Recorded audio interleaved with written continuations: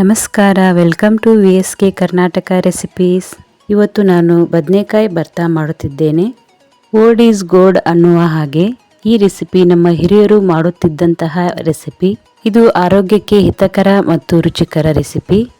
ಬನ್ನಿ ಈಗ ಬದನೆಕಾಯಿ ಭರ್ತಾ ಸುಲಭವಾಗಿ ಮತ್ತು ಬೇಗನೆ ಹೇಗೆ ಮಾಡಬಹುದು ಅಂತ ನೋಡೋಣ. ನಮ್ಮ ವಿಡಿಯೋ ಫಸ್ಟ್ ಟೈಮ್ ನೋಡುತ್ತಿದ್ದರೆ ತಪ್ಪದೇ ಚಾನಲ್ ಅನ್ನು ಸಬ್ಸ್ಕ್ರೈಬ್ ಮಾಡೋದನ್ನ ಮರಿಬೇಡಿ ಮತ್ತು ಫೇಸ್ಬುಕ್ ಪೇಜ್ ಫಾಲೋ ಮಾಡಿ. ಮೊದಲು ಒಂದು ಪಾತ್ರೆಯನ್ನು ತೆಗೆದುಕೊಳ್ಳಿ. ಈ ಪಾತ್ರೆಗೆ ಒಂದು 4 ಸ್ಪೂನ್ ಆಗುವಷ್ಟು ಎಣ್ಣೆಯನ್ನು ಹಾಕಿಕೊಳ್ಳಿ. ಈಗ ಈ ಪಾತ್ರೆಗೆ ಕಟ್ ಮಾಡಿದ ಬದನೆಕಾಯಿಗಳನ್ನು ಹಾಕಿಕೊಳ್ಳಬೇಕು.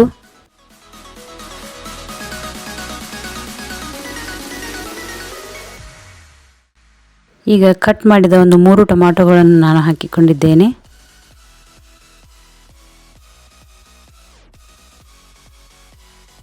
ಈ ರೀತಿ ಫ್ರೈ ಮಾಡಿಕೊಳ್ಳಬೇಕು.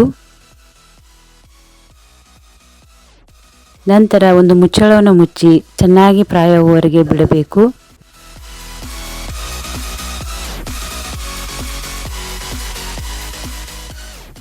ಈಗ ಅದೇ ಪಾತ್ರೆಗೆ ಸ್ವಲ್ಪ ಬೆಳ್ಳುಳ್ಳಿಯನ್ನು ಹಾಕಿಕೊಂಡಿದ್ದೇನೆ. ನಾನು ಇಲ್ಲಿ 2 ಬೆಳ್ಳುಳ್ಳಿ ಗಡ್ಡೆಯನ್ನು ಹಾಕಿಕೊಂಡಿದ್ದೇನೆ.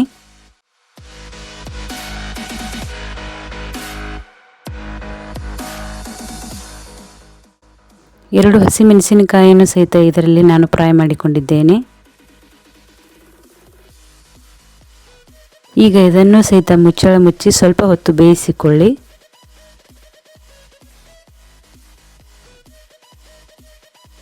ಈಗ ಎಲ್ಲ ಪದಾರ್ಥಗಳನ್ನು ಒಂದು ಪಾತ್ರೆಗೆ ತೆಗೆದುಕೊಂಡು ಆರಲು ಬಿಡಿ.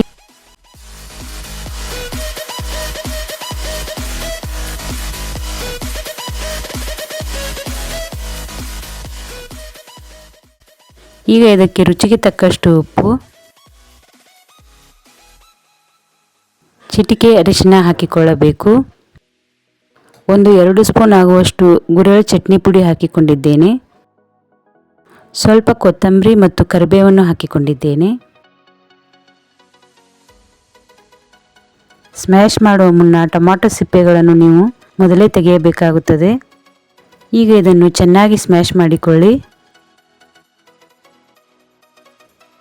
ಈ ರೀತಿ ಸಣ್ಣಗಾಗುವವರೆಗೂ ಚೆನ್ನಾಗಿ ಸ್ಮ್ಯಾಶ್ ಮಾಡಿಕೊಳ್ಳಿ. ಈಗ ಇದಕ್ಕೆ ಕಟ್ ಮಾಡಿದ ಈರುಳ್ಳಿಯನ್ನು ಹಾಕಿಕೊಳ್ಳಿ. ಆಗಲೇ ಬದನೆಕಾಯಿ ಫ್ರೈ ಮಾಡಿದಂಥ ಎಣ್ಣೆಯಲ್ಲೇ ಈಗ ಒಗ್ಗರಣೆಯನ್ನು ಹಾಕಿಕೊಳ್ಳೋಣ. ಸ್ವಲ್ಪ ಸಾಸಿವೆ ಮತ್ತು ಜೀರಿಗೆಯನ್ನು ಹಾಕಿಕೊಳ್ಳಬೇಕು. ಈಗ ಇದಕ್ಕೆ 2 ಸ್ಪೂನ್ ಖಾರದ ಪುಡಿಯನ್ನು ಹಾಕಿಕೊಂಡಿದ್ದೇನೆ.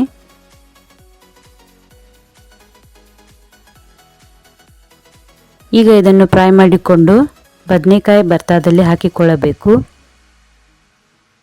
ಈಗ ಇದನ್ನೆಲ್ಲ ಚೆನ್ನಾಗಿ ಮಿಕ್ಸ್ ಮಾಡಿ. ಈಗ ಬದನೆಕಾಯಿ ಭರ್ತಾ ಸವಿಯಲು ಸಿದ್ಧವಾಗಿದೆ. ಇದನ್ನು ಜೋಳದ ರೊಟ್ಟಿಯೊಂದಿಗೆ ಸವಿದರೆ ಇನ್ನೂ ಹಿತಕರವಾಗಿರುತ್ತದೆ.